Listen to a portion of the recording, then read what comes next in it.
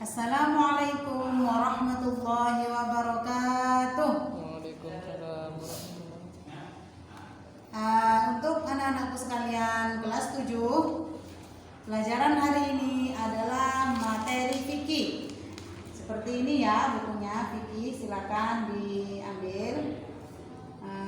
Untuk selanjutnya silahkan kalian buka halaman 3. Halaman 3 bab 1, judulnya bersuci dari hadas dan najis ya. Baik, sebelum kita membahas tentang bersuci dari hadas dan najis, saya akan menjelaskan apa itu hadas. Apa sih hadas itu? Hadas berasal dari kata bahasa Arab hadatun, yang artinya adalah bisa suatu peristiwa, bisa kotoran atau tidak suci. Jadi apabila seseorang mempunyai hadas, nanti apa saja yang tidak boleh dikerjakan. Selanjutnya poin B, macam-macam hadas. Ya, tadi sudah dijelaskan apa itu hadas. Yang dimaksud di sini adalah kotoran atau sesuatu yang tidak suci. Kemudian hadas itu dibagi menjadi 2. Yang pertama adalah hadas kecil, ya, hadas kecil. Kemudian yang kedua adalah hadas besar. Apa hadas kecil itu? Yang dimaksud hadas kecil adalah apabila keadaan seseorang tidak suci dan agar dia menjadi suci, maka dia harus berwudu. Ya. Jadi kalau pengen suci harus wudu terlebih dahulu. Itu namanya hadas kecil. Ya.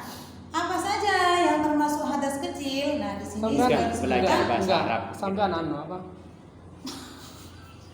Rame. Ya.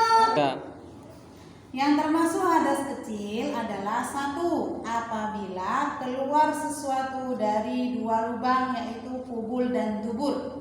Maksudnya di sini adalah dari jalan depan dan belakang. Apa yang keluar itu seperti keluar angin, ya, kemudian kencing atau BAB, itu namanya hadas kecil.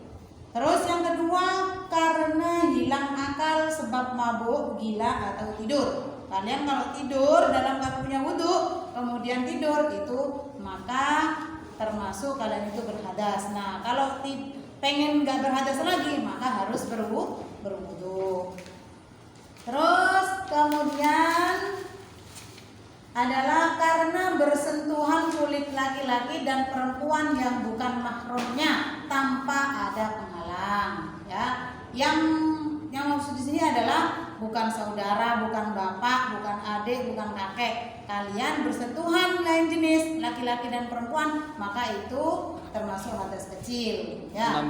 Terus yang keempat adalah karena menyentuh kemaluan, ya, karena menyentuh kemaluan, baik kemaluannya sendiri ataupun kemaluan orang lain dengan telapak tangan. Di sini ya, ini membatalkan wudu atau termasuk hadas kecil. Oke. Selanjutnya adalah hadas besar. Apa saja yang termasuk hadas besar? Yaitu hadas besar itu jika pengen suci harus mandi. Kalau tadi pakai berwudu, sekarang harus mandi. Apa saja? Di antaranya yang pertama, bertemunya 2 alat kelamin laki-laki dan perempuan. Ini untuk orang dewasa ya, yang suami istri. Kemudian keluar mani. Nah, kalau keluar mani maka harus mandi. Kemudian yang ketiga adalah meninggal dunia. Jadi orang mati itu harus dimandikan karena itu berhadas besar, ya. Yang keempat adalah haid. Ini khusus untuk perempuan, ya. Kalau perempuan sudah balik, haidnya sudah selesai, maka harus mandi besar. Nah, itu termasuk hadas besar. Kalau nggak mandi besar, maka sholatnya nggak sah, puasanya nggak sah. Terus yang kelima adalah nifas. Apa nifas itu? Adalah apabila seorang perempuan keluar darah sehabis melahirkan, maka itu termasuk hadas besar. Kalau hadas besar bagaimana? Harus mandi, namanya mandi besar. Yang terakhir adalah wiladah. Apa wiladah itu?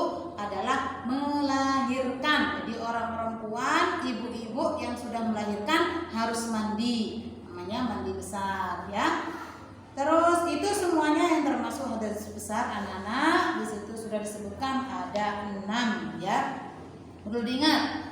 Nah, terus bagaimana? Apakah ada larangan bagi orang yang sedang berhadas? Ada. Orang yang sedang berhadas itu tidak boleh. Nah, bagi orang yang berhadas kecil tidak boleh sholat, tidak boleh khutbah, tidak boleh tawaf, tidak boleh menyentuh dan membawa Al-Quran. Itu tidak boleh karena dia sedang berhadas. Apa tadi hadasnya? Hadas kecil. Nah, sudah dibaca tadi, silakan dibuka lagi. Jadi kalau sedang kalian sudah bangun tidur, nggak boleh langsung sholat, tapi harus wudhu terlebih dahulu ya. Terus kemudian orang yang hadas besar nggak boleh apa saja. Nah, orang yang berhadas besar karena berhubungan suami istri atau keluar mani, maka tidak boleh sholat, tidak boleh tawaf, tidak boleh menyentuh dan membawa Al-Quran, dan tidak boleh berdiam diri di dalam masjid. Tuh. Terus yang ketiga, apabila dia berhadas besar karena haid, nifas, wiladah, ini khusus orang perempuan ya, khusus ibu-ibu, tidak boleh sholat. Ya, haram hukumnya tidak boleh sholat, tidak boleh tawaf, tidak boleh masuk masjid, tidak boleh menyentuh dan membawa Al-Quran, tidak boleh berpuasa, tidak boleh beriktikaf, tidak boleh berhubungan suami istri, dan tidak boleh bercerai. Nah, di situ ya perlu diperhatikan anak-anakku sekalian, ini adalah macam-macam hadas dan penyebab-penyebabnya hadas. Terus bagaimana juga caranya agar tidak berhadas sudah dijelaskan semuanya.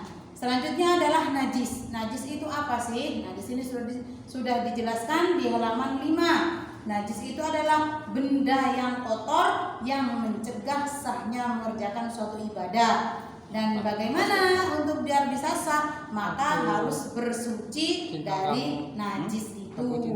Nah, apa saja yang termasuk najis? Nah, di sini silakan dibaca benda-benda yang termasuk najis. 1. Bangkai binatang.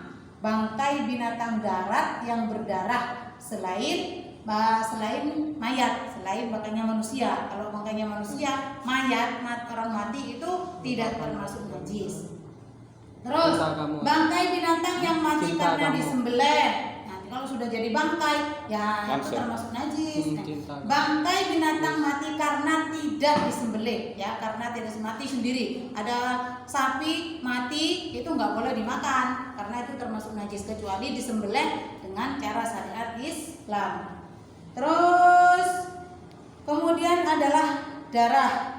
Darah apa saja itu tetap hukumnya najis ya. Terus yang ketiga nanah ada di sini kamu korengan terus kena nanah, itu nanahnya itu najis.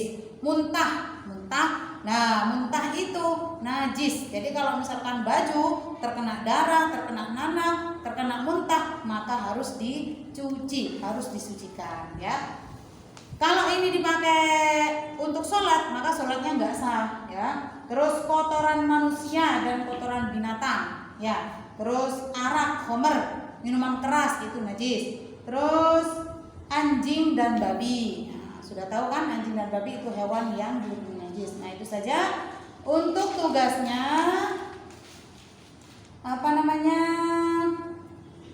Silahkan diisi di kolom-kolom ini anak-anak ya. Diisi di kolom-kolom ini adalah hal-hal yang tidak boleh dilakukan ketika orang berhadas besar karena haid, nifas dan wiladah.